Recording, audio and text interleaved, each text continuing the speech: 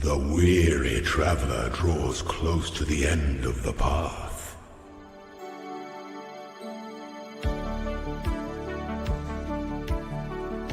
We have never had it so good.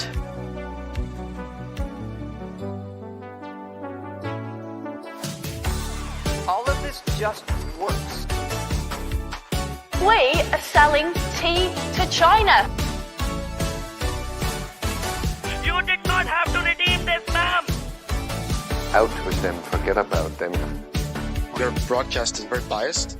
You've written a lot of ridiculous articles, so I would encourage you to be more journalistic and have more integrity. Socialism is when the government does stuff.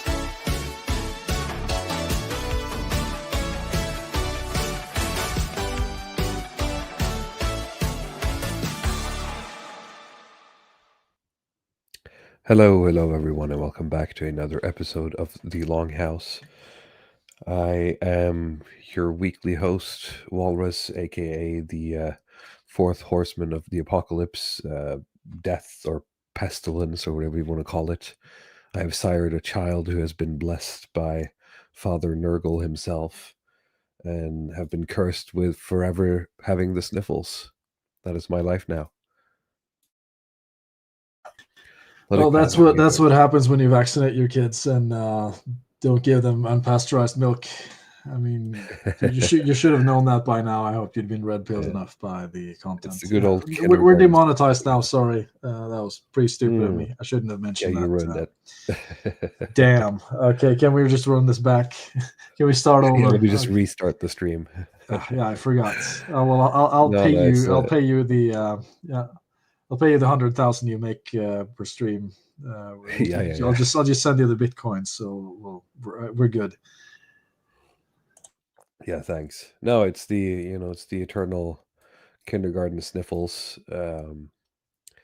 It's been annoying because it's actually starting to get on my nerves, because I'll get to the point where I'm basically not sick anymore, and then I'll just get another round. So now I've just been coughing for a month straight, because it'll go away and then it'll just come back. Because baby Walrus brings back, because she's spending more and more time in kindergarten, right? So she's getting exposed to more and more bullshit.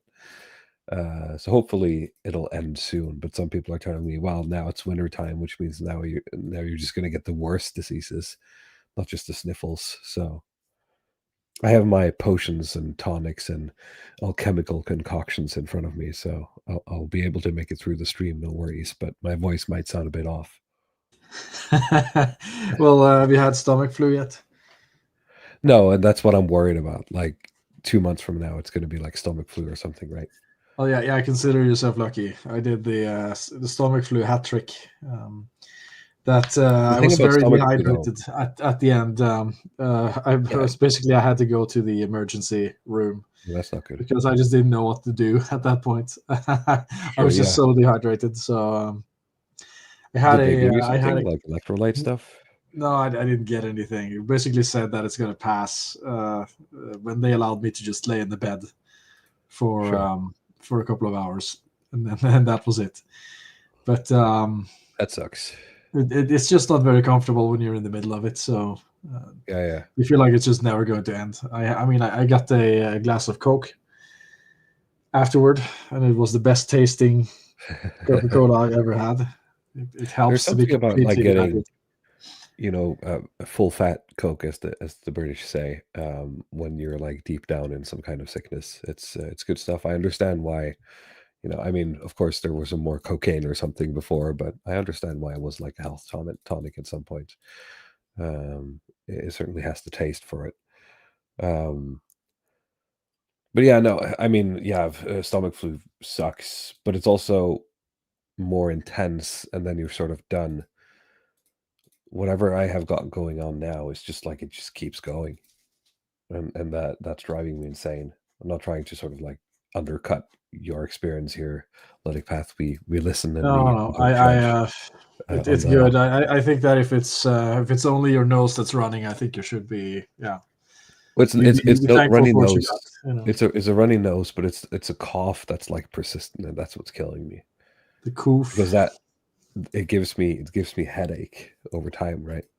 Oh yeah, of course.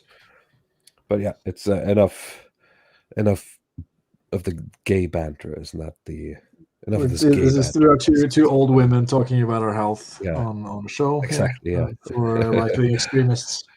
North Huger says hello, North Huger. All right.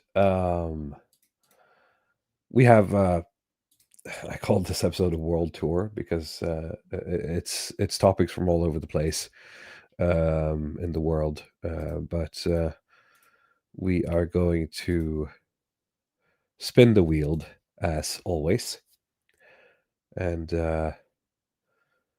get right on with it. Yeah, Cyber Ninja says so much banter. What is this, an AA stream? Exactly. We need to crack on.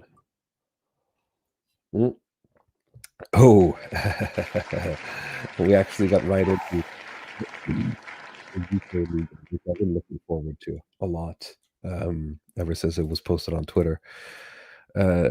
This episode, we're going to basically have like an unofficial featuring of Drogba Conley, just sort of the way the chips fell this week. Of course, one of the best posters, in my opinion, on the entire platform. He has this sort of postmodern way of critiquing what's going on in Britain, to the point where whenever there's articles written about him, it's very clear that people don't like understand what he's doing. It's like very quote unquote visible confusion about like what is he actually trying to say. And of course a great proponent of basically fineism, which I think is the closest, if you wanted to brand whatever the Longhouse has become, I guess it would be that we have increasingly become proponents of basically fineism, but of course for 130 IQ Scandinavians, as always. Yes, well, I mean, you have to be able to process a large amount of information when you're on the internet, and I think Drogba does it with a sense of humor, like you said, a sort of postmodern flair about the whole thing. It's just he manages to find sort of the perfect way of framing sort of like a situation that just makes it more funny while keeping sort of the essence of the truth in it. It's great. And North Huger for $10, thank you so much, says get well soon, Walrus. Love the show, gentlemen. Thank you for the support. Really appreciate that. But this one is very good. This is pretty much just him. He has collected a bunch of Reddit posts, so he's going to be our correspondent this week. But I wouldn't attribute sort of this to his posting. No, says, to be fair, you have to have a very high IQ to understand Drogba Conley. So here he's posting best of R Legal Advice UK. r/Legal Advice UK is a subreddit where people ask for legal advice about their problems. Because of the levels of dysfunction in Britain, aka the UK, they often read as parody. Here is a thread of some of the more absurd recent posts. And this is what's great about it, because if you follow Drogba Conley, these things are going to start reading like Drogba Conley posts, essentially. So I'm just going to start reading. You can, comment whenever you feel like it, like that. A swig of my herbal tea to lubricate the system here. My father died in hospital because the two nurses attending him could not communicate with each other or the doctor. Father died in the hospital last week in England. The cause of his death was a medication error. The two nurses who were looking after him were unable to communicate with each other. My father's best friend and I watched as they frantically bounced between English and two other languages. Neither one was capable of speaking proficient English. When a doctor rushed onto the floor, neither nurse could clearly tell the doctor which medication had been administered that caused the reaction. I'm going to pause here for a moment, because don't you usually have to, English or not, you have to record the medication you give them at that moment, don't you? like at least in some sort of chart. Yeah, every interaction I've had, even doing part-time low-level work in hospital, my understanding has been you have to document the medication you give them to the T, the measurement, and if you mess up the measurements, you're basically out.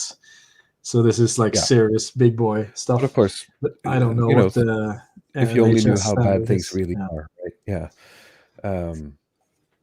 He pointed at a computer and asked them to bring their records up. Okay, well, we're getting at it. So, from what I gather, neither nurse had bothered entering or finishing entering their records on the computer system. So it was a double error here. My father passed away in front of me and his best friend because of this medication error. It's been a week now, and the hospital still hasn't contacted me to apologize or offer any explanation for what they are doing about these two nurses. His best friend and I complained 2 days after he passed. Is there any way I can get the police involved in this? Would it count as manslaughter in some way? So this is, the headline. And now we get into, the Drukpa Conleyisms. Caste-based discrimination at my workplace. Is this illegal under UK law? I can't find caste as a protected characteristic. Would race count? I'm a British Indian woman working in London. I am being discriminated against by other Indian and British Indian employees because of my family's caste. This includes management. This includes not to be considered for promotion, less competent people being promoted ahead of me because they are of a higher caste, and constantly being talked over, ignored, or having credit taking for the work I do by members of higher castes. Does the ECHR or UK law protect someone like me from this type of discrimination? Yeah, this is so funny. Like, where my headspace is at right now. I've been binge watching Law and Order Special Victims Unit. Have you watched that show? It's been a long time. Back when you didn't stream stuff, I watched a few episodes.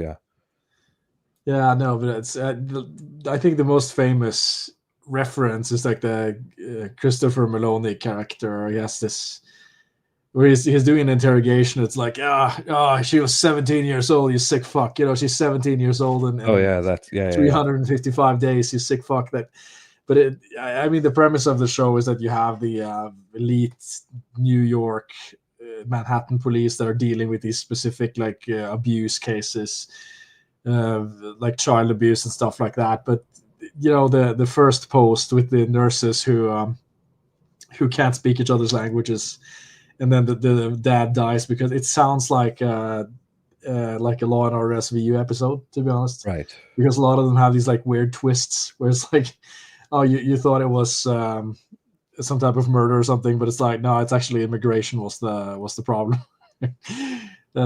Could you imagine the House episode? Yeah, that's a good I House know the episode writers too. would never, but the character of House would probably have a chalked cause of death to immigration or something. Yeah, well, I mean, I feel like with Kungli Drukpa, if you have the right kind of delivery, you could get the message, to sort of bypass the standard defense mechanisms. And I mean, isn't that the original point of the internet memes to begin with? Is that you're supposed to get some message across in a way that bypasses your defense system. So you just laugh at it. You don't have time to think about. It's like a precision drone strike, right, behind your defensive lines. I feel like the political right has lost the art of the subtle art of the meme. That cuts someone through like the shield. Drukpa is keeping it. He had a lot of fun with what was the name of the guy who there was it Michigan or something in America where I forget where in the elections now. There was one guy who won by basically playing to by uniting the Somali tribes or something like that. So there was a lot of Lawrence of Arabia memes going around from Drukpa, because that's how he won the vote, by just appealing to and working with the community leaders to basically create an alliance of Somali voters or something. So he united all the tribes. And Minneapolis was the place, according to Nordan, and that's probably correct. Yeah, so those kinds of memes are excellent for sort of driving that home that like actually, democracy might not be that cool if you can game the system like this by appealing to a culture that doesn't even really exist, right, in your country. One of my counselors is campaigning to be elected as an MP in a completely different country. Is this legal? As the title states, one of my local councillors is campaigning to be elected as an MP in a different country. Not a different part of the UK, a completely different country. I'm getting adverts on Facebook and I follow them on social media. They're using their councillor page to advertise their candidacy for this election in a completely different country. Is it legal for an elected official in the UK to stand for election in a country on the other side of the world? It's just, at what point do you like write this out and think to yourself like, I mean, at some point, if this isn't radicalizing to the individual writing this, I don't know what is, right? Yeah, it's like you could only be the neutral observer for so long, Well, this is a little bit weird, like, brother. But I mean, I don't know how that even works. Is this a person with dual citizenship or something, and then they? I don't know about the legal specifics of this. They just do like a social media very campaign. Wrong. Yeah. But yeah, if it's like if they come from some really backwards shithole, then maybe just having like a UK citizenship is prestigious in itself, and they can just do social media. Might be true. Like, yeah, I'm a politician in the big old UK, right? Vote for me. It does sound incredibly shady, though, to leverage your position in one country to gain political power in another, unless you get up to like aristocracy status, of course, in which that is completely normal. I'm concerned that 2 students in my daughter's school are actually adults. Daughter is starting her GCSE this year. Her year has had several new non-English speaking students join them, and she is sharing about half of her classes with 2 of them. They're extremely disruptive during lessons, and my daughter and her classmates feel like they cannot learn or concentrate while these students are present. They've been harassing other girls in the classroom, unwanted attempts of flirting, touching, etc. And this is something which we have reported to the year teacher on Friday afternoon. We don't know yet what's coming of it. Another major concern is that these 2 boys do not appear to be 14 years old like my daughter and her classmates. Oh, it's boys. It's not, I thought it was maybe 2 other girls, but it's actually 2 other boys. Quote unquote boys. My daughter and her friends have photos from the playground, and at an estimation, these men appear to be quite clearly 2024. They look like university students. My concerns are, 1, these students have lied about their age, and 2, their behavior is disrupting my daughter's education. The year teacher said they cannot independently investigate or question the age of students, but he did silently and enthusiastically nod his head and purse his lip when we said they don't look 14. What is it about? I'm not sure, because I've never seen this happen in Norway or anywhere in Scandinavia for that matter. What is it about the law in the UK that causes this to happen? Because it's not the first time you hear stories of this. Well, isn't it that meme that was going around the Swedish track and field event where you have this guy who participates who has like a mustache and, and partial male pattern baldness or something? Maybe. I'll see if I can find it.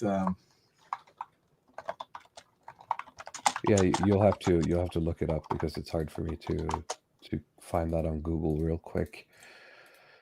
For reference, the school has been very good at handling things so far. My daughter got bullied when she was 12, and the school came down in like a ton of bricks. It was handled within 3 hours of reporting and never happened again. Okay. I've started sailing as a hobby. What is the correct legal response for when I encounter small boats and irregular migrants?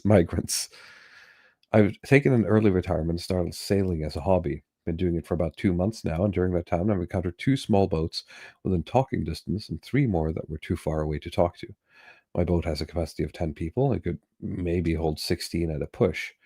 The Merchant Shipping Act of 1995 says I must offer help to people if able to safely do so. I have some very specific questions which I need answered. I'm not looking for any discussion about political issues.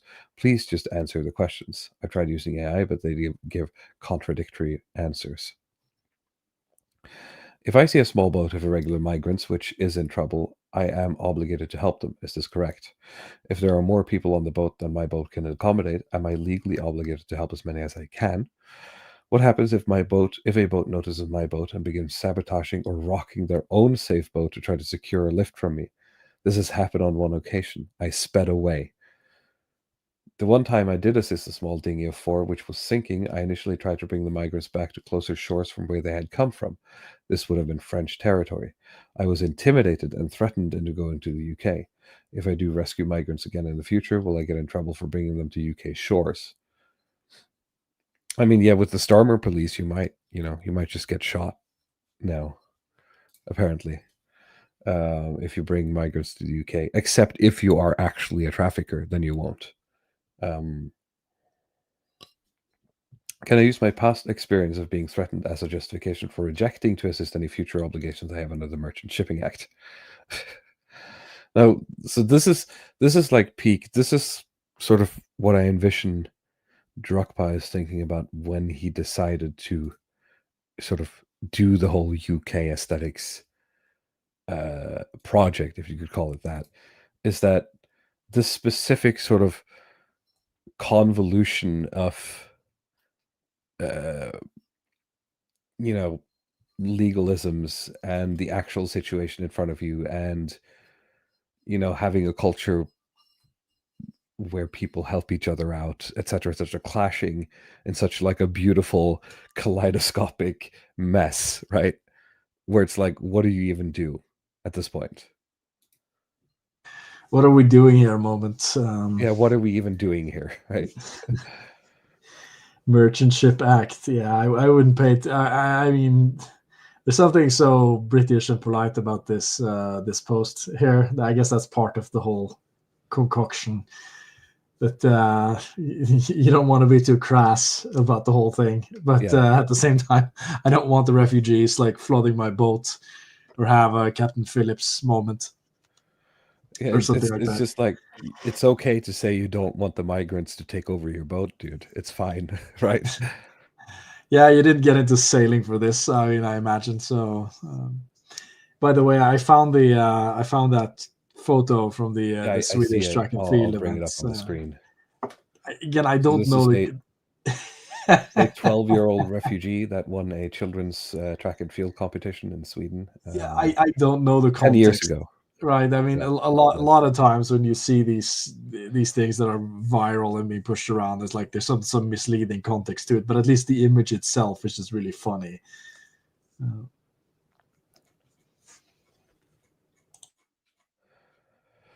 Mosque has recently started playing very loud prayer music at 3-4 a.m. I don't know if this could be a sensitive topic, so I'm posting it for advice, as I just don't know what to do.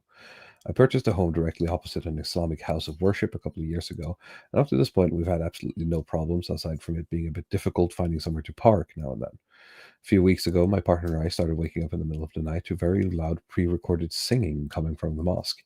We didn't think much of it at first, thinking it was just a one-off, but it's been consistently every night for several weeks now, and always at 3 and 4 o'clock in the morning. With the heat wave recently, we've been wanting to sleep with our windows open to combat the temperature, but it only makes the music louder. So we've constantly been getting interrupted sleep. It's every night of the week, and my partner and I both have 9 to 5s that we need to rest for. I'm quite anxious and non-confrontational, blah, blah, blah. Back from holiday, random people living in our home. Police won't remove them as they present fake tenancy agreements. We've already got a solicitor saying they'll call us back in the morning, but we're freaking out right now. There's a random group of people we don't know in our home. The locks have been changed. Police were called, but the family inside presented a fake tenancy agreement that we never signed. We've been told to sit tight until 9:30 a.m. tomorrow, but there's people in our home. My husband wants to break in and throw him out with his brothers. I've told him not to do this. Wow. Longhouse. From what we know, it looks like 4 males in their 20s and 30s and 1 woman in her 20s. Now, I'm going to, if we're going to play sort of like racist guessing games for a moment. This is giving far more like Eastern European vibes. What do you think? Yeah, gypsy stuff, Romani scammers, maybe. What do you think? Yeah, that's what it's giving. Of course, like we could be wrong. There's Bomalians in the kitchens, says Leo Borealis. I love that, the Bomalians.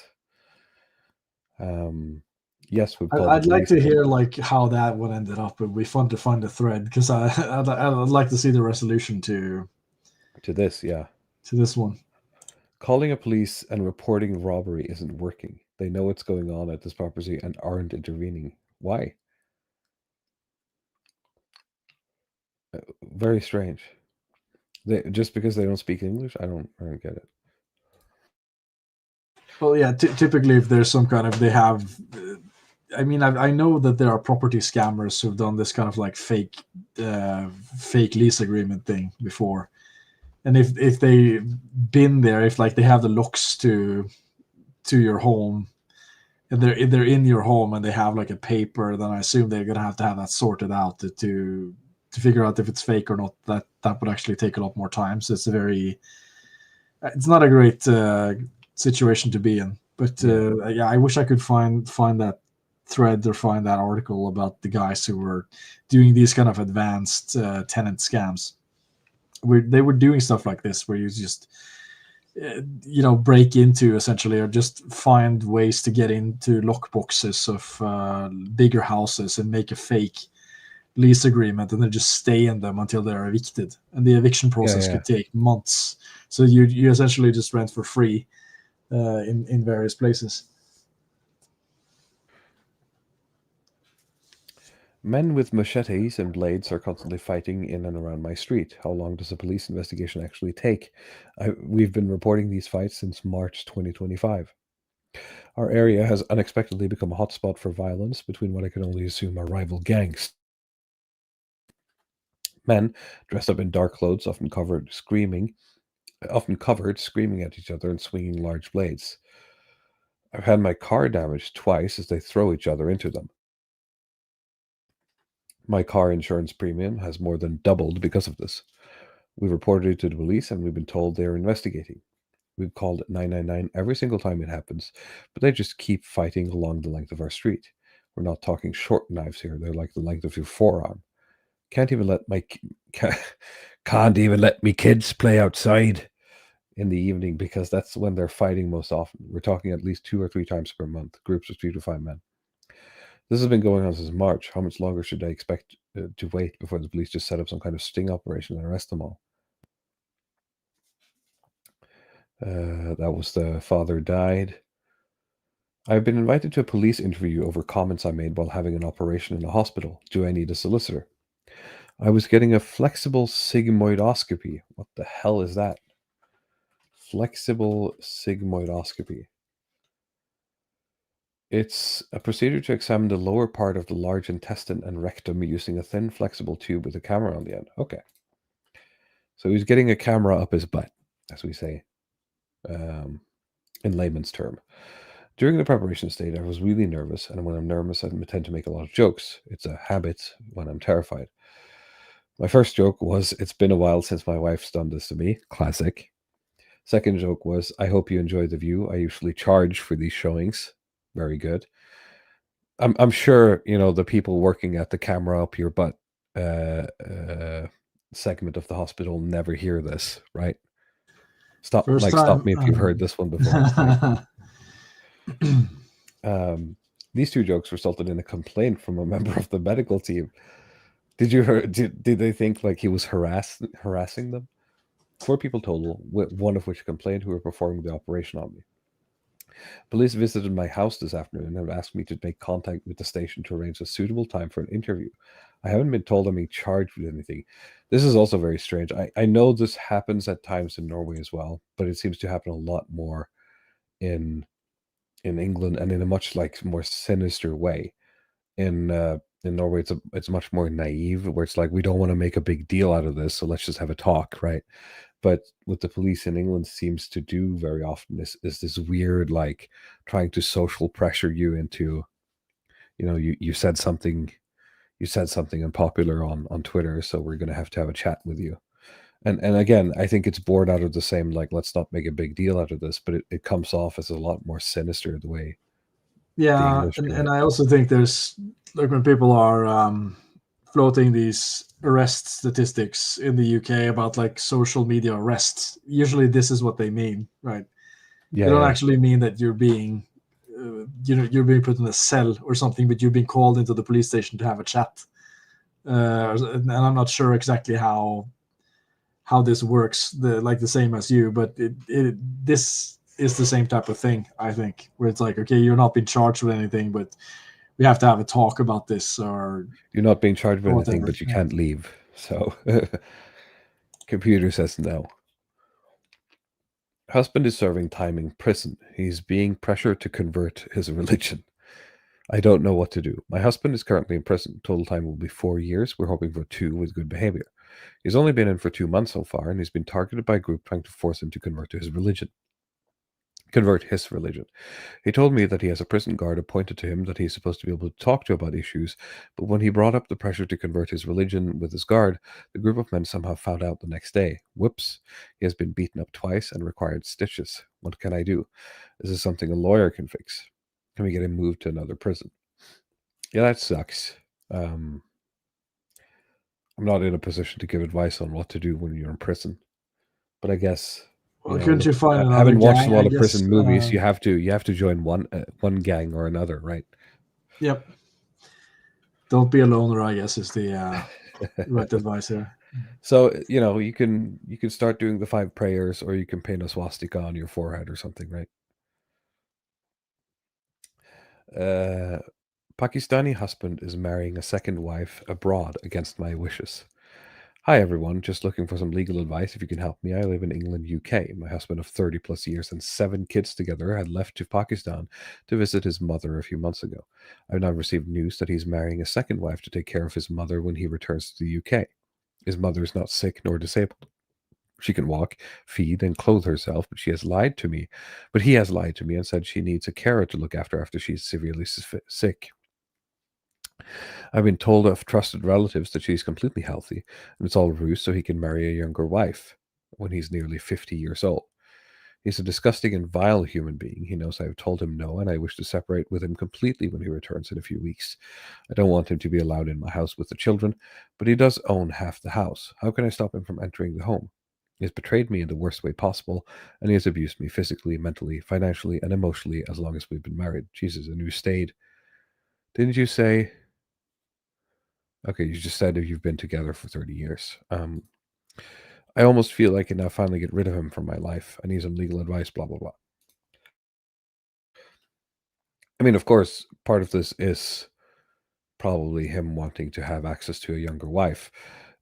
But I would also understand it as, him working within a culture where this is much more prominent, right? Where, like, the idea of just like, oh yeah, we'll just get another wife that's basically a housekeeper, right? Yeah, and I that's think just like the legal framework we have in Pakistan to do that, right? It's totally normal over there. Well, if there's like not proper structures to take care of people, so it's okay. Some barefoot 20-year-old or something, okay, well, you just marry her too. But I mean, in this context, I suspect it's that he just wants a younger wife anyway. I'm not even sure who's asking the question. Is this like a Pakistani woman, or is it like maybe some native Brit?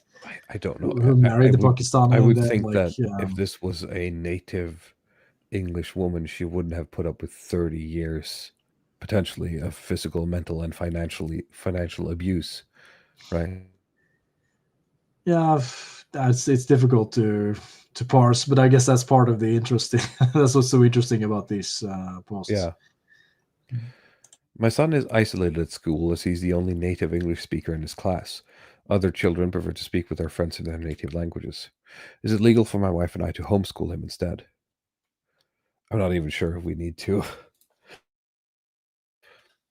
dive into that. Extreme pressure from local community not to involve police when my shop is a victim of criminal offences. I'm in England. I don't want to go into anything too specific for fear of revealing my identity. I own a small shop. My community has recently begun attempts to coerce us into not using the police for crimes which impact us. They would rather we handle these issues through our community leaders. Well, that tells you everything you need to know, I think. Everything from theft to assault to staff disputes, they want it going through the local community first. Another shop owner that ran a chicken place called police for some incident and ended up being the target of a shunning campaign. Obviously, I'm rather wary of calling police myself now, but my business insurance isn't going to cover me if I haven't been going through the proper reporting channels with the police, especially if something major happens. Are there any UK government or police support schemes for businesses like mine who are facing threats of intimidation if we call or use the police? Again, one of these like wonderful UK aesthetic situations, which you're just like twisting into a Gordian knot, destroying yourself like some Junji Ito creature. Love it. Perfect. Mwah. 10 out of 10. Housing discrimination based on nationality. So this is, I guess, Telegram. Okay, we'll update you if there's any possibility. Thank you so much. Are you British? Yes, I am. Okay. That's also an issue, to be honest. He is only looking for non-British people. So if I'll have any other option, I'll let you know about that. I'm based in England, wondering if they're allowed to do this. Advert was on Rightmove, and nowhere does it state it's reserved for migrants, refugees, or any kind of positive discrimination situation. The message is from the agent communicating with the landlord to me, and they said it's not discriminatory and that it's just a personal requirement from the landlord, but everyone else around me is saying it is discrimination. I'm just very confused and wondering if this is worth reporting, and if so, who do I report this to? Yeah, you probably don't want that apartment anyway, to be honest. I don't know what the UK housing laws are. I know that actually, like Norwegian tenant laws are surprisingly more permissive with this kind of discrimination stuff than you think. Although you don't see that many cases with like they'll give some explicit ethnic preference. I know that gender discrimination is like perfectly fine, actually, even though that might be frowned upon. Really? You're actually allowed to do that. You can even put that in ads if you want. That you basically you only want female tenants or something. I didn't know that. That's cool. Muslim employee rituals breaks in customers' houses. We employ a Muslim person, and they have been with us for 3 years. We install shutters. We recently hired another person who goes along to jobs with them, and we found that they are going into customers' houses to do rituals which last 10-15 minutes in their bathrooms. We weren't made aware of this when we employed them. As the employee isn't working from an office, they're out on the road and in customers' houses a lot. They have said this is the only place they can do their rituals. Are we, as the employer, allowed to say that we do not want them to do this in the customers' houses? Is this one of those like Islamic like cleansing rituals? Why he specifically have to like do stuff in their bathrooms? I don't know why it's the bathroom specifically. This is you need a theologian and a legal scholar to figure this one out. I was just thinking, they have like a daily prayer requirement or something, but they have to do cleansing rituals if they install stuff. But I think you have to do that as well before you do prayers. Yeah. I want to study architecture at a university, but my parents want me to marry a family business associate in Quetta. I'm 16 and I don't know if I can do my A levels. Oof. Now this is calling back to a stream we did covering documentary here in Norway as well, where the police are having a lot of trouble stopping this kind of essentially human trafficking, right? I want to be an architect. I've chosen maths, physics, and chemistry as my subjects to focus for my A levels. However, my parents want to marry a business associate of my father's in Pakistan. I only met him once when I was 13, and he'll be turning 30 this year. I told a teacher that I trust about not wanting to marry in Pakistan back in November. I thought we were close because he was from Lahore originally, and he was always very friendly to me, but he told my parents about me not wanting to marry and wanting to go to university. So you can't even, Jesus Christ, dude. Like, you turn to the teacher And then the teacher just rats on you because he's probably part of the community, as it were. I don't know if I'm going to be able to, and this is the ultimate outcome of the stream we did on that documentary, is that to a lot of the Western sort of like legal system, putting family first usually just paralyzes it. Like if a community just goes like no, right? It seems to just paralyze the Western system because there's just a base level of trust that's required. Yeah, I remember that too. When you get to deal with these extremely clannish cultures, and there's kind of no way to get in. There's nobody who cooperates. There's no consent on any level. Then you're just sort of locked. Yeah, and the kids suffer, right? And that sucks. I don't know if I'm going to be able to finish my A levels. I think my family are bringing the timeline forward. Blah blah blah. So that sucks.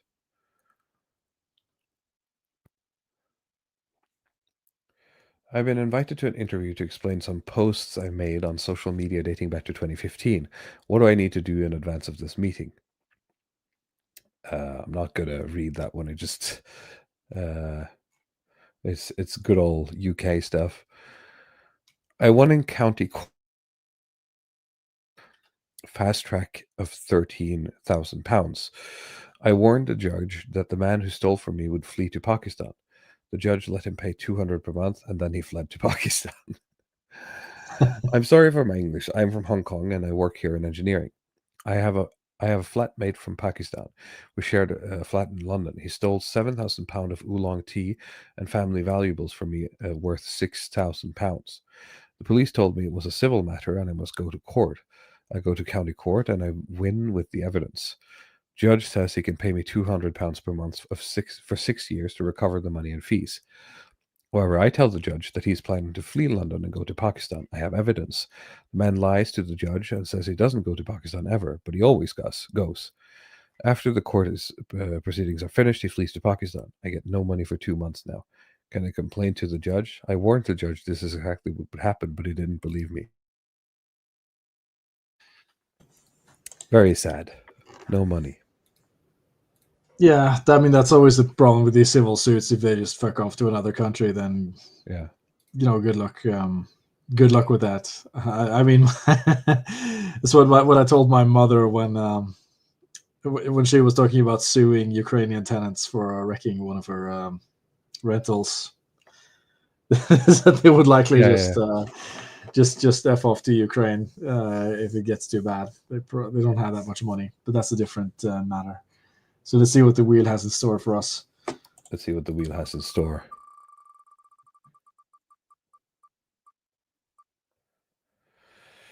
I don't want to do Twitter. We might do Twitter bookmarks. If it's a fast one. Let me just bring it up here. I had something, but I don't remember where it is, and I forgot to prepare it.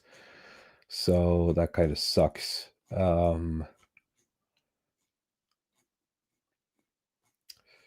might not be able to bring this up fast enough.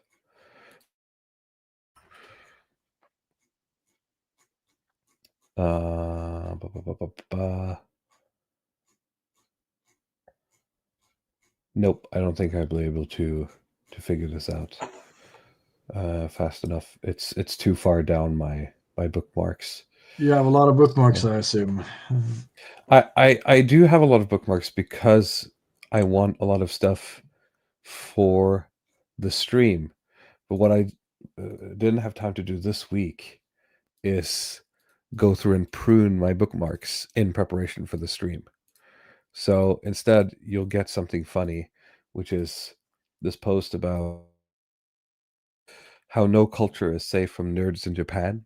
Any song you or your people have, or any dish they make, Japanese autism will seize it and they'll do it 10 times better than your ancestors could ever imagine. I don't think I agree, but it's fun to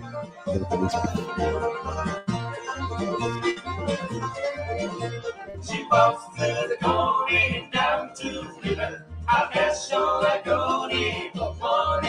And you get the like, what's the mean word? Like English version of it as well.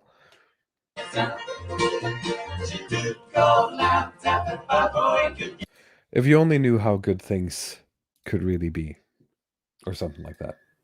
Yeah, they're trying to reach a new demographic because I don't think the hillbillies are doing that well with the Japanese crowd. You know, they're. I don't think so too. A bit more boorish.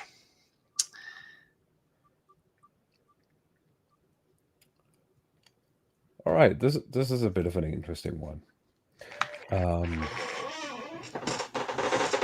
We're going back home from the beautiful land of the UK to Norway, but you know it's going to feel similar because it's an article written by some guy named Jonas Anderson Syed, which is an interesting combination of names. He represents the Christian People's Party, and he's written an article here. I'm actually just gonna start reading it so we can get on with everything else. It just caught my eye, and I'm interested to see what you have to say about this. It's incomprehensible that Ukrainians are counteracted in maintaining their family ties and affiliation with their home country. Our government clearly states that Ukrainian refugees should return home when the war is over. It is incomprehensible to me that today our government actively opposes Ukrainians in their maintenance of family ties and affiliations with their home country. We're almost 4 years in since Russia's brutal full-scale invasion of Ukraine began. President Vladimir Putin's goal has always been to overthrow the democratically elected government of Kyiv and make Ukraine a Russian state. But what was supposed to be a parade march has become a war of fatigue, or I guess a war of attrition between Europe's two largest countries when measured in square area. The first Ukrainians came to Norway immediately after the Russian invasion, according to our government. At the end of September, about 80,000 Ukrainians in Norway were on temporary collective protection, meaning they're allowed to stay until the war is over. The message all along the way has been that this residence permit is just that, a temporary residence. In December 2023, the government made it illegal for the Ukrainian refugees to go home on short visits. Only, quote, very special cases, such as traveling to visit a family member on their deathbed, are considered valid grounds for going back to Ukraine. What's interesting, though, I'm going to have to check. Okay, never mind. It's just that if you go home, you might just lose your residence permit in Norway. This particularly affects families who have been divided by the war, included as a result of the departure ban for men over 23 years. Many Ukrainian soldiers have not had physical contact with their wife and children for several years. In many cases, it is the Norwegian government that stands in their way. It is hardy, and it helps split up families. Hardy. It is heartless and helps splitting families. Not only is the return ban quite special, research shows that the rule seems against its purpose. A fresh report from the Oslo Met, commissioned by the government, points out that the ban makes Ukrainians lose contact and affiliation with their home country, and that this will make it more difficult to return later. Many Ukrainians have already returned voluntarily, and we should actively facilitate more to do so. It is completely incomprehensible to me that the government refuses to lift this home travel ban. It is not just unsolidarity, an act of unsolidarity. It is cortex. It is stupid, essentially. When the war is over, the Minister of Justice will face the consequences of this policy. I'm sort of split on this one. It's kind of like I understand that there's an argument to be made that it's going to be easier to send them back home if they have the opportunity to go meet their loved ones. On the other end, it's like this is going to just create more work for us while the war is going on to like re-vet and I guess introduce people when they come back home, just to make sure that, oh, you're someone who went to visit your family, right? There's going to be a cost here, right?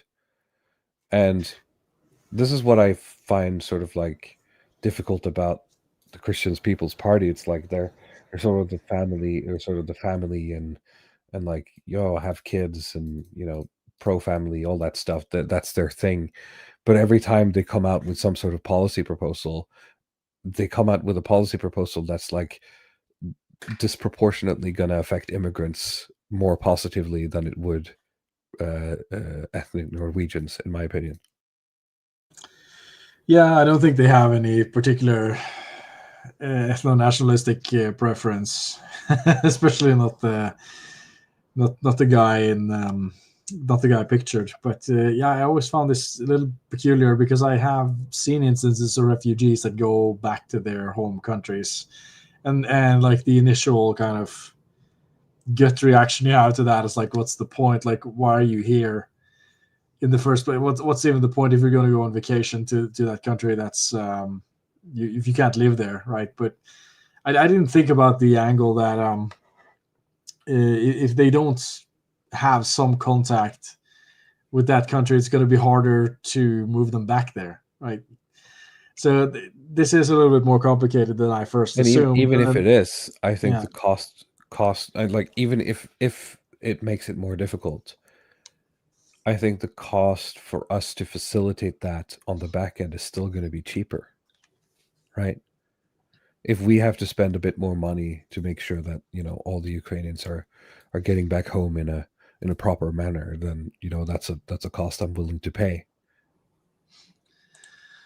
Yeah, but the other question is that why this? It seems like the Ukrainians have some special exemption or some special condition as to why they can't do that. When if you're a Syrian, I've seen a lot of Syrians that go back to Syria for their families or something. And like, if you're from Ukraine, you can't do that for some reason. I actually did not know this, so yeah, I don't know. It'll be interesting to look into what's going on there.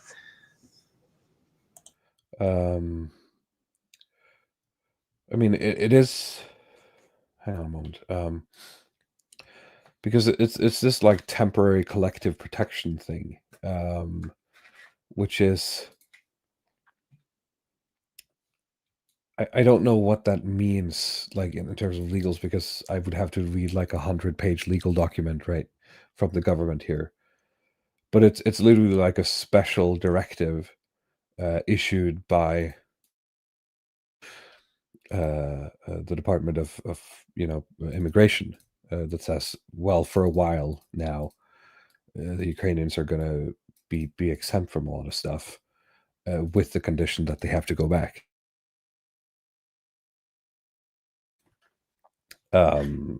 Probably it's a good political move, or was a good political move at the time, to sort of save face, to show that we're standing in solidarity, right? And of course, I do think that we should take care of the Ukrainians, but absolutely, when it's safe to do so, they will have to go home. Yeah, can't stay here forever. I don't know. But yeah, the situation doesn't seem to be yet. They are putting a strain on our systems, right? Yeah, I certainly think so. I mean, you can put a lot of them to work. I think, as general European, European refugees, they're probably a lot more innocuous than, say, Syrians or various like flavors of MENA refugees. But I still know that they're quite large consumers of Norwegian social services, right? So I guess you just have to weigh that against, the war effort and so on. But yeah, it would be nice to not. Yeah, and of course, if you zoom out far enough, then housing 80,000 Ukrainians is a small price to pay to not potentially be having a direct war with Russia, I guess, right?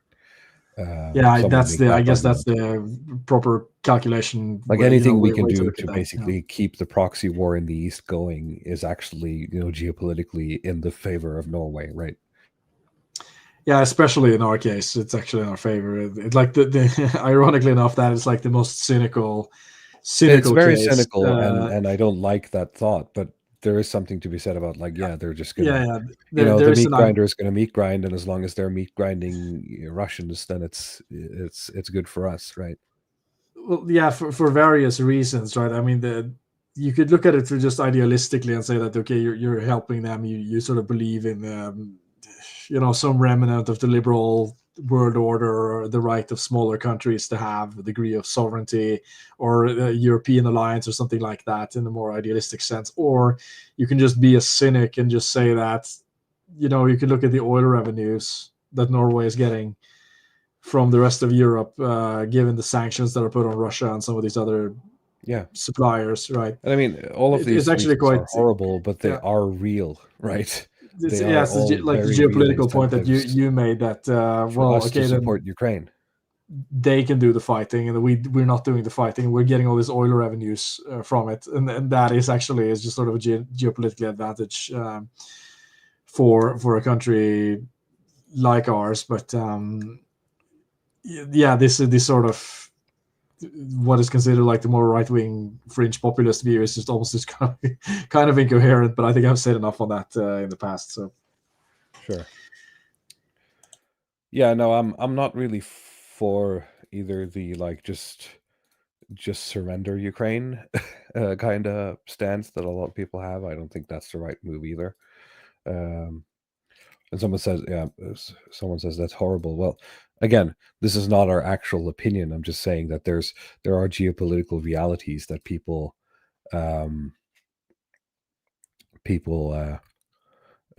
maybe at the top are considering that might seem cynical, right?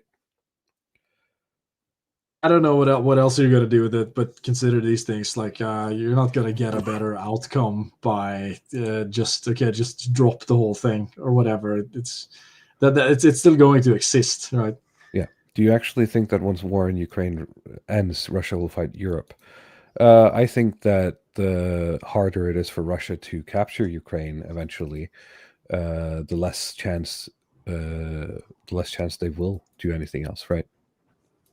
The more political and military power Russia internally and externally spends to capture Ukraine, the less powerful they will be, both in terms of their internal politics and global politics, when or if the war ends, right?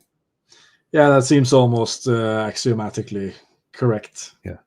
Just as like a general rule, not connected to this particular instance, but if it's easy. I'm thinking because people are focusing on Ukraine, it's but it's just let Russia take Ukraine. It's but if you make it really hard for them, that's actually good if you don't want Russia to win, right? As would be let's say if America was invading France or something, and we didn't want to be next.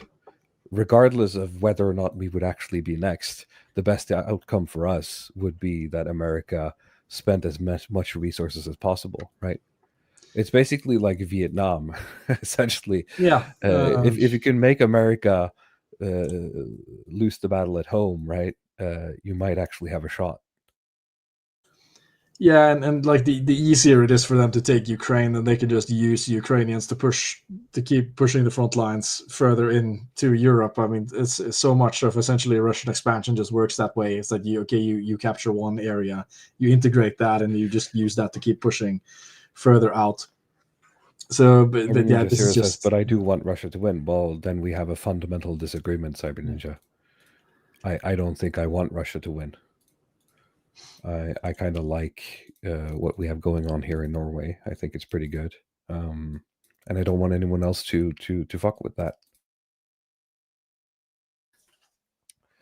and especially Russians who aren't Europeans in my eyes.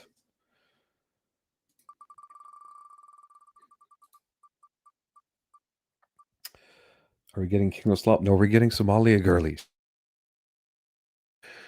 We're going back over to our our a lot of mana stuff today. It's a lot of mana stuff today. We're going back on tour to our foreign correspondent, Drukpa Cunley here, who is showing us, the day in the life TikToks from Mogadishu in Somalia. And he says Somalia is modernizing so quickly now that there are Somali women making TikToks about their fake laptop job.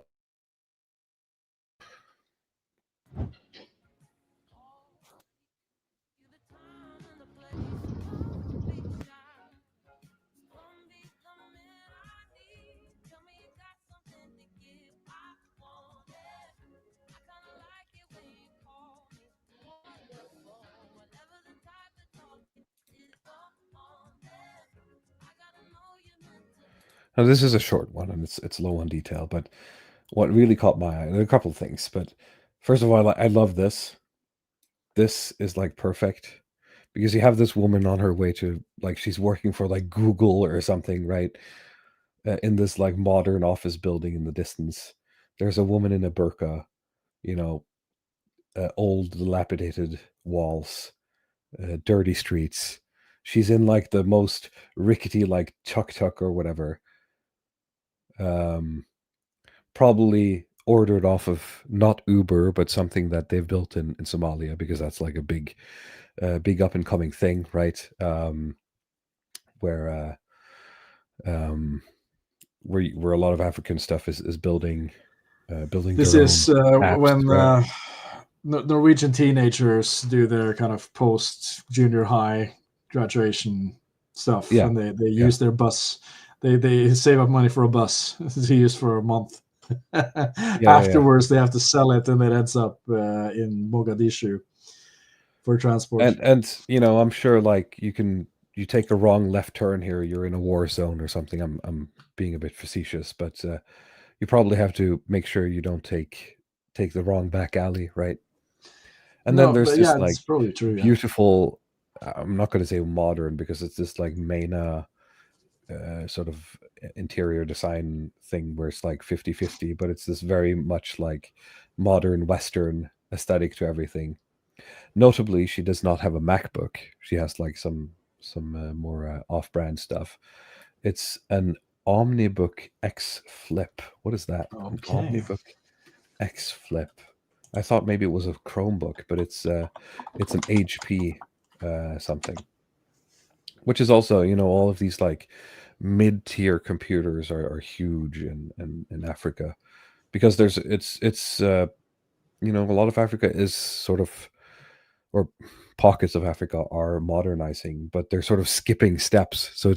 So that's why I love this. It's this wonderful, is anachronism the word I'm looking for in this picture, where so many centuries exist at one time, and I love it. Just as because this is not it's not like a modern. Doesn't look like New York or anything, but this, what you're looking at here, it's probably more than you expect from Mogadishu or somewhere like that, right? So very good. All right, let's go back to the wheel. Let's see what we have left.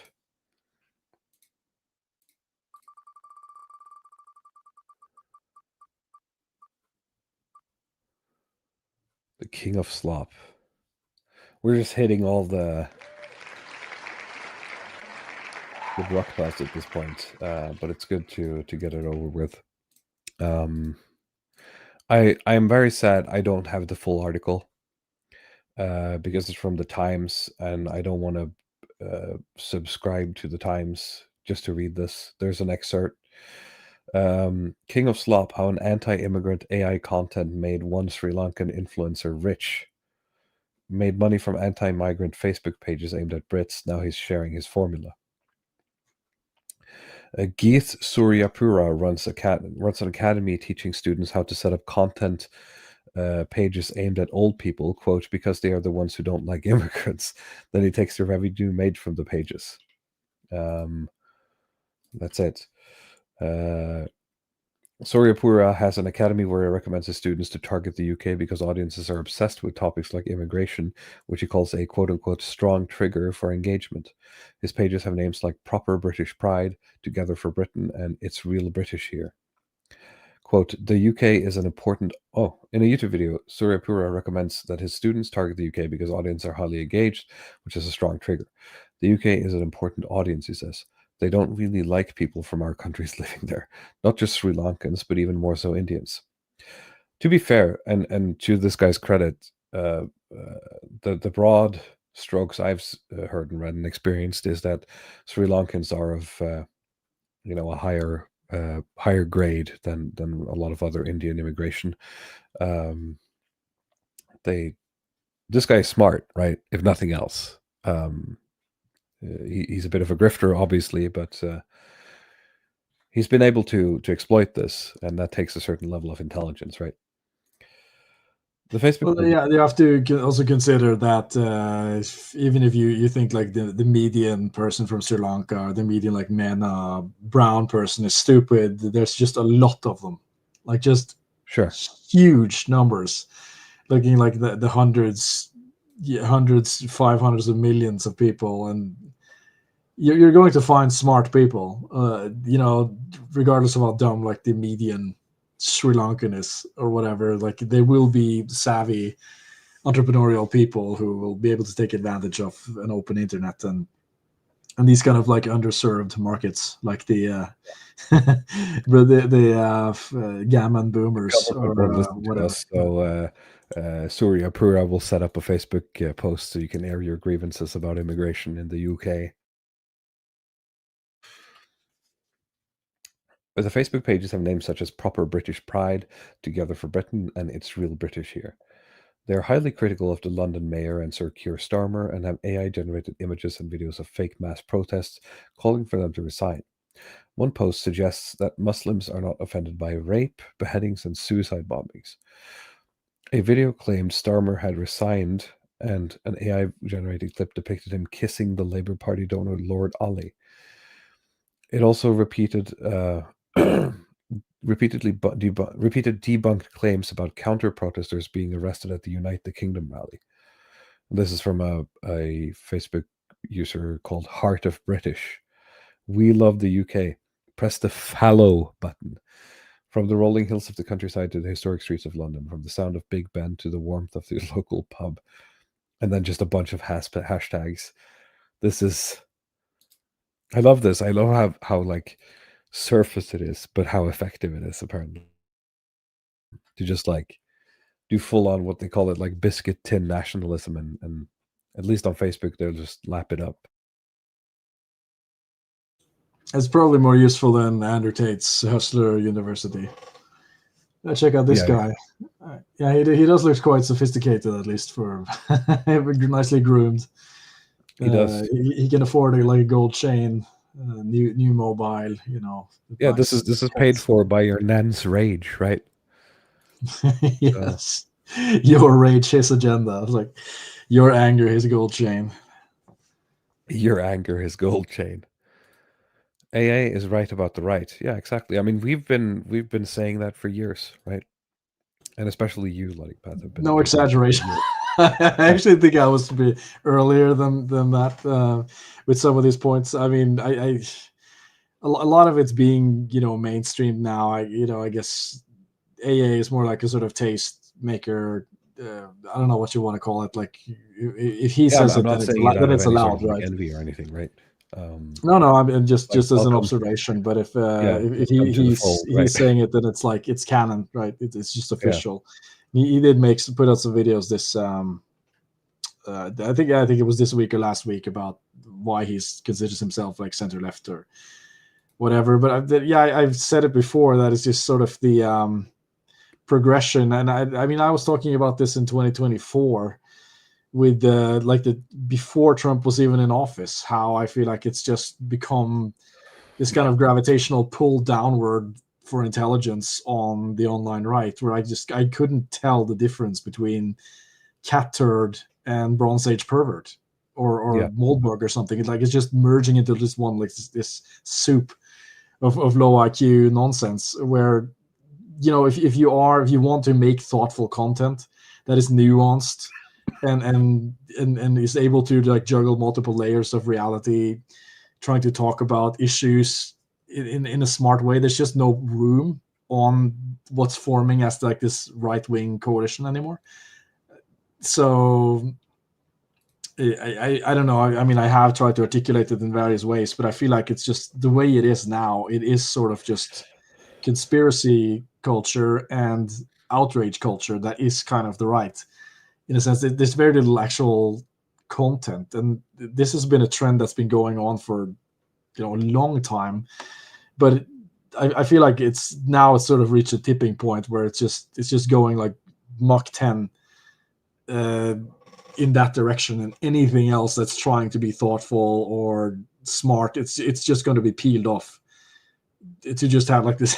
It's just like this massive screaming paranoid people. I mean, I don't want to sound so dismissive, but I've just been watching it for so long on various social media channels and just seeing the direction things are taking. And so like most of the people who were sort of on the fence in any way about anything, they've jumped off a long time ago. Like there's very few people I see that are, the people like the ride or die people basically have to just dumb down their content. And I'm seeing it every time. There's like people we've had on the show. I'm not going to name all the names, but if they're going to stay with like this hard right audience, they have to dumb down. I don't know if you've seen that yourself, but you have to defend increasingly absurd positions, of both populist political characters and online behavior. You have to just become increasingly more extreme and just push political solutions that are just like almost they're sort of non-political in a sense, like they're not even worth debating or sort of discussing as serious political solutions. It's just like a sort of outrage content machine. I don't know if I'm just like being really vague. I think I'm picking up what you're putting down. It becomes content for the sake of content at some point, and it divorces itself from any sort of real politics. And yeah, it's probably very based and edgy, but if it's just you shouting into the void, getting likes, it's nothing, right? I just feel like it's never. It just has no interest in even being connected to any kind of data analysis or philosophy or anything like that at all. It's just kind of, okay, we're just going to do the base thing. I mean, I'll give an example if people are confused, like what I'm talking about. I mean, you have this New York mayor fellow, Sohran Mamdani or whatever, who won, like you had a series of American elections, right? And yeah, surprise, you had some Democrat wins, which was sort of, it's sort of expected, especially in New York when you have, Cuomo. That's kind of a guy he has a bit too much baggage to do well, even though he did relatively well. And you have that guy with the beret, so not very strong opposition for Mamdani, and he ekes it out with like a 50% of the vote, right? Yeah. And then you get the exit polls where it's like it shows that like women between 18 and 25, for example, they were like maybe 80% for Mamdani. But if you look at women, say in like the 60 to 50 range, they're like all in for Cuomo. So, but okay. So what's the solution? What's the discussion that's happening on the right? Well, you could look at spaces like the Christian nationalists, right? Like with guys like Dale Partridge or Iker Asker or something. These Matt Walsh, these types, and well, yeah. It's repeal the 19th Amendment, right? You sort of deport women. That's their solution. Like it's just, women are not gonna vote. Drink unpasteurized milk. Repeal the 19th. Protect Israel at all costs. but their idea is like, okay, well, because young women voted for socialists, then women shouldn't be allowed to vote. How are we going to get there? No idea. Like, but the problem is that even if you account for that, even if you look at like the aggregate polling, if you discount all the women, Mamdani still wins. Like a lot of these Democrat candidates still wins if you only have men voting. So it doesn't even solve their problem. But all they want to do is just talk about how much better it would be if women were voting, or this or that group weren't voting, and if we could just move them out. And it's like, but there's no way there. There's just no way to get there from where they are. So they're just doing, the based ritual, based talks or whatever. But there's nothing. There's no connection. Like I said, no connection to data. They have no actual practical way of getting there. So it's just like this sort of echo chamber of like the base talking point that's going to be the base meme that's going to be repeated, that has no connection to actual political reality in any way. And I mean, I don't know even what you're supposed to do with this. I don't find it particularly interesting or funny or something. It might have been transgressive like 10 years ago, but now I feel like it's just 2016 tired, was edgy and cool, but yeah, you can't just keep repeating the same joke. You got to get better material. All right. Sorry, that was a bit of a segue, but I don't know if you want to do some more. Let's see if we have time for this one before we leave for back to Norway real quick, or actually Poland and Norway. Norway's public broadcaster NRK has apologized after describing Poland's annual Independence Day march as a quote-unquote Nazi march during a morning TV segment, according to a statement sent Poland's state news agency PAP.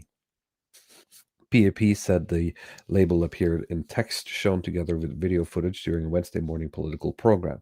The caption referred to the annual Independence March, which takes place in Warsaw on November 11th. In response to questions from PAP about how such a description was used, Ola Eivind Henden, NRK's head of information, acknowledged that the broadcaster had made a mistake. The Independence March is an annual rally held every November 11th on Poland's Independence Day, commemorating the country's freedom following the end of World War I in 1918. It regularly draws hundreds and thousands of participants. However, the event has also drawn significant criticism for its association with far-right extremists and occasional violence. Each year, police make dozens of arrests, mainly for the possession and use of banned fireworks, a long-standing tradition among rally attendees. So to be fair, nothing really unusual. I mean, I'm sure when we have our, Independence Day, there's probably far-right people in the processions as well. Yeah, I have no clue about deep lore of Polish culture or whatever, but I feel like it's just kind of insulting to the Poles to bring up the kind of Nazi stuff, because I think they, even like the Polish far right, would object to that. Probably, yeah. As much. Actually, Richard Crook said something about that.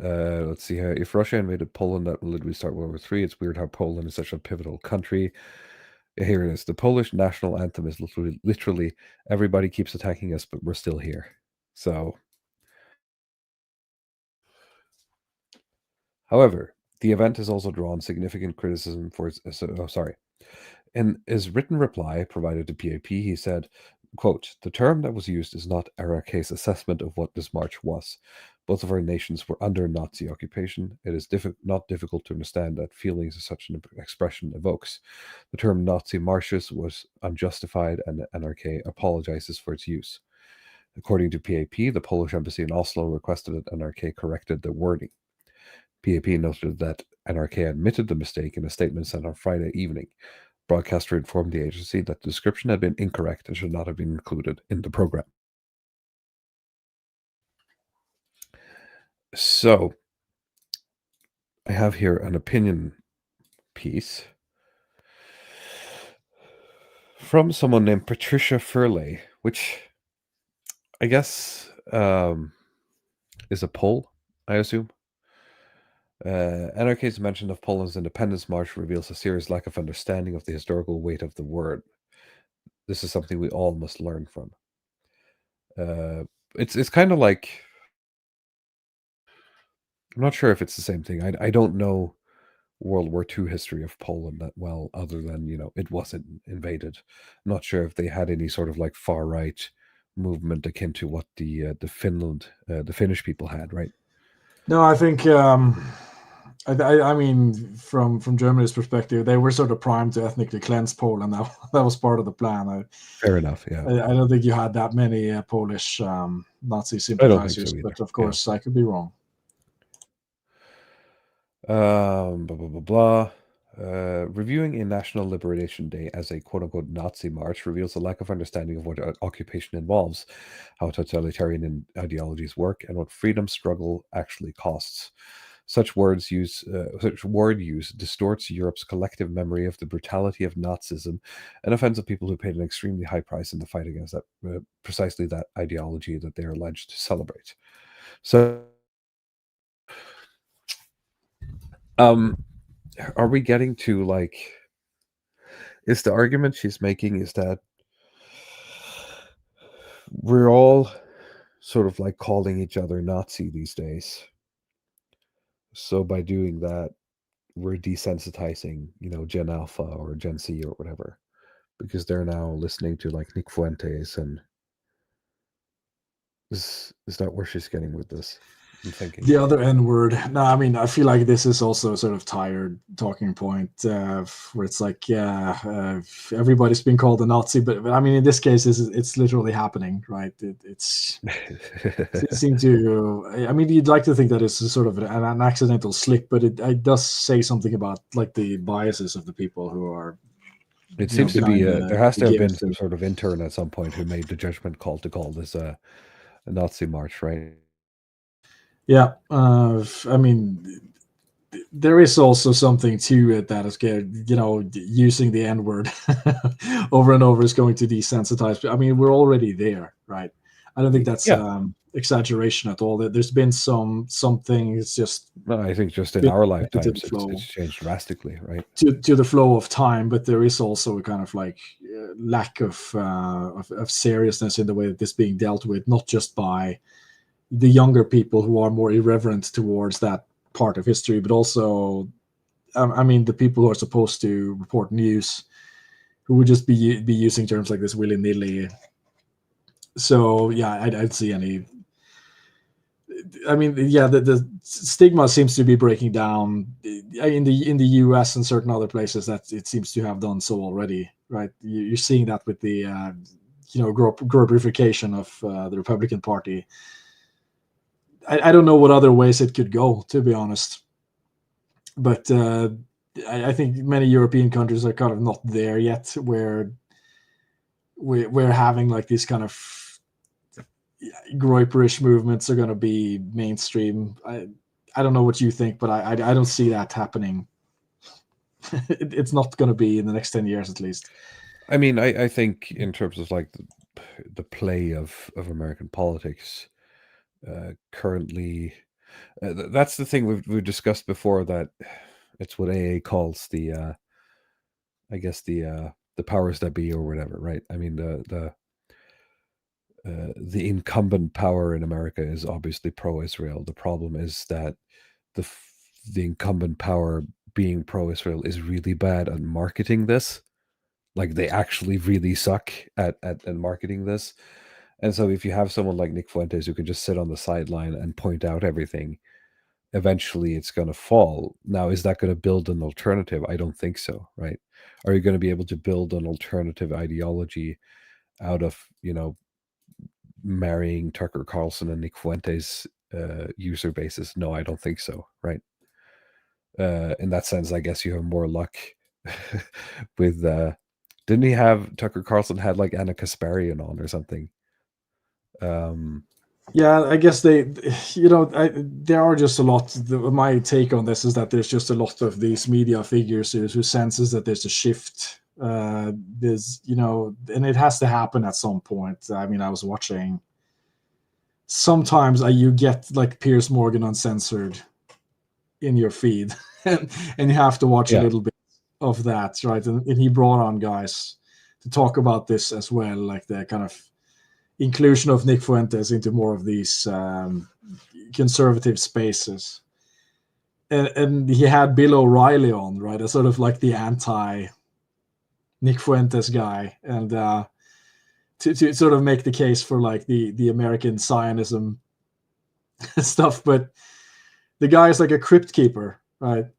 And you have Yeah. so many of the people on that side of the aisle. It's like, regardless of the arguments that they have, if it's good or bad, it's just like you have people on each side of the fence, and the people on the Zionist side of the fence, it's like these fucking just aged out, like the Tales from the Crypt style people. They have maybe 10 years left in them, and on the other side there's a lot of youthful energy. And I think that's what some of these journalists and broadcasters and all these influencers are picking up on, is that, you've had a very strong Zionist base for a long time, but it's just not going to be there for very long. So you have to change the strategies a little bit to try. It should allow you to try out some different things, try to just throw some things out there, see if it sticks, see how people feel. And there's a lot of that going on there, just seeing, can I say this? Can I say that? And like the new guys are surprisingly fine with it, I think. And this is like counterintuitive if you're very sort of elite theory oriented, but there is something to demographics as well, right? And not just in the racial sense, but if you look at age groups and the way society organizes itself, the way people use technology and so on, there are, it's over for Mark Levin cells. Yeah. Levin as well is sort of a very old guy, so there's just there are some younger people, that there are like thoughtful people in the American space. I know we talked about how Kirk had sort of like started flirting with a lot of this, but do you think if Charlie Kirk hadn't been assassinated, he could have been more of a bridge here? Yeah, absolutely. Absolutely. I mean, a lot like of the people... rift, the political rift, essentially, that was caused. The timeline shift that happened when he was assassinated has put us on a path that there's no coming back, essentially. Well, that is kind of the elite theory take, isn't it? But I don't think people realize that Charlie Kirk was the elite. I mean, I know a lot of people sort of they object to the dissident right term, right? They don't want to be associated with that brand, but there were some people loosely affiliated who were talking about elite theory and organizing and like using organized minorities to push certain ideas. Well, Charlie Kirk had actually perfected that. He was actually the black belt, and I feel like that was kind of misunderstood because his marketing outward was like this kind of like dumb debate bro, go to college, change my mind stuff. But again, that was just sort of a front to recruit people for Turning Point, which was always just seen as like by the more intellectual people on the right as just super cringe. But from like this will to power politics perspective, Charlie Kirk was like the ultimate alpha. And I don't think people really appreciated it, and just I'm just thinking out loud here, because if you have an organization like, let's say, Beowulf, that has a very long time horizon, having a person like Charlie Kirk that can basically just funnel people your way is great, right?